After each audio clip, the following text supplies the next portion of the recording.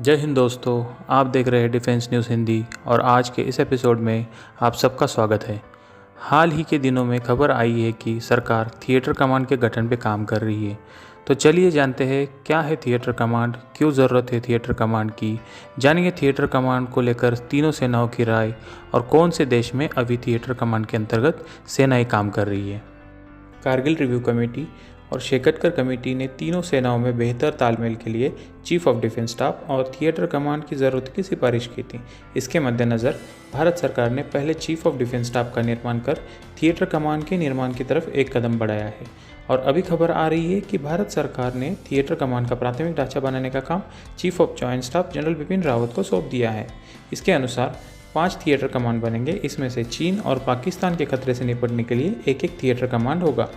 भारत में आने वाली 5 कमानों में से उत्तरी कमान, दक्षिणी कमान, प्रायद्वीप कमान, वायु रक्षा कमान और एक समुद्री कमान भी शामिल है। उत्तरी कमान लद्दाख में काराकोरम दर्रा और अरुणाचल प्रदेश में किबिथु के बीच स्थित होगी। इस सैन्य कमान चीन की लगी सीमा पर काम करेगी और इसका मुख्यालय लखनऊ में स्थित होगा। कमान सियाचिन ग्लेशियर क्षेत्र और पाकिस्तान से लगे सीमा क्षेत्र में काम करेगी और इसका मुख्यालय जयपुर में होगा। तीसरी थिएटर कमांड प्रायद्वीप कमान होगी, जो पूरे हिंद महासागर क्षेत्र और दक्षिणी भारत की सुरक्षा के लिए भी जिम्मेदार होगी। प्रायद्वीप कमान का संभावित मुख्यालय तिरुवनंतपुरम होने की संभावना है। वायु रक्षा कमान न केवल देश के एयर स्ट्राइक को गति देगा, बल्कि मल्टी रोल एयरक्राफ्ट के माध्यम से भारतीय हवाई क्षेत्र की रक्षा करने के लिए भी जिम्मेदार होगा और इस कमान के अंतर्गत सभी एंटी एयरक्राफ्ट मिसाइल भी होगी। तीनों सेना की एकत्रित कमान को थिएटर कमान कहा जाता है। भारत में फिलहाल एक ही थिएटर कमान मौजूद है, जिसे अंडमान एंड निकोबार कमान के रूप में जाना जाता है। इसका गठन 2001 में हुआ था। भारत के पास SFC यानी स्ट्रेटेजिक फोर्सेस कमांड भी है, जो देश की न्यूक्लियर एसेट के वितरण और परिचालन नियंत्रण का काम करता है। यह 2003 में बनाया गया था, लेकिन इसमें कोई विशिष्ट भौगोलिक जिम्मेदारी और डेजिग्नेटेड रोल नहीं है।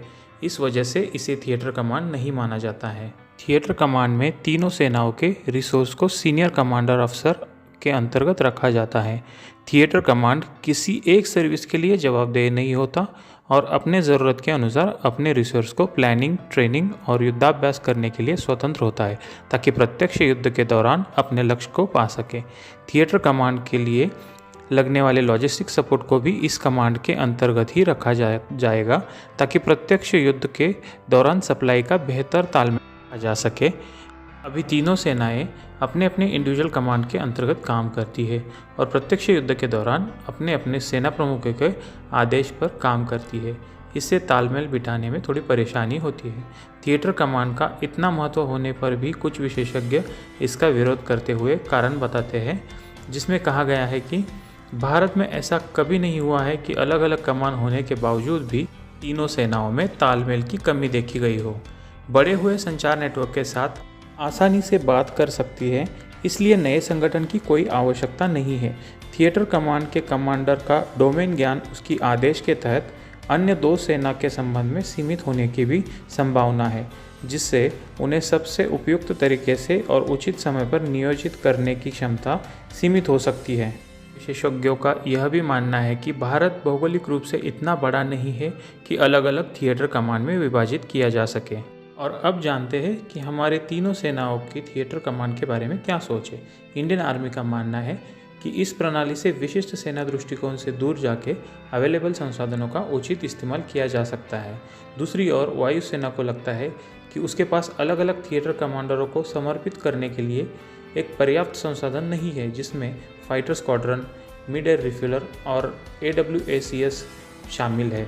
वहीं नौसेना अपनी सामरिक भूमिका के लिए नौसेना मुख्यालय द्वारा नियंत्रण के वर्तमान मॉडल को आदर्श मानती है। चीन और अमेरिका पास पहले से ही थिएटर कमांड प्रणाली है। चीन ने कुछ ही समय पहले अपने सैन्य क्षेत्र को समाप्त करके अपनी थिएटर कमांड को बनाया है। भारतीय सीमा चीनी सेना के पश्चिमी थिएटर कमांड द्वारा नियंत्रित की जाती है। दोस्तों, आज के समय में सेना को तेज़ी से मोबिलाइज करने की ज़रूरत होती है और इस मोबिलाइजेशन को देखते हुए इंटीग्रेटेड मिलिट्री थिएटर कमांड की बेहद ज़रूरत है। आज की वीडियो में बस इतना ही। अगर हमारा ये वीडियो आपको पसंद आए तो लाइक करो, शेयर करो और हमारे चैनल को सब्सक्राइब ज़रूर करो। मिलते हैं अगली वीडियो में, तब तक जय हिंद, जय भारत।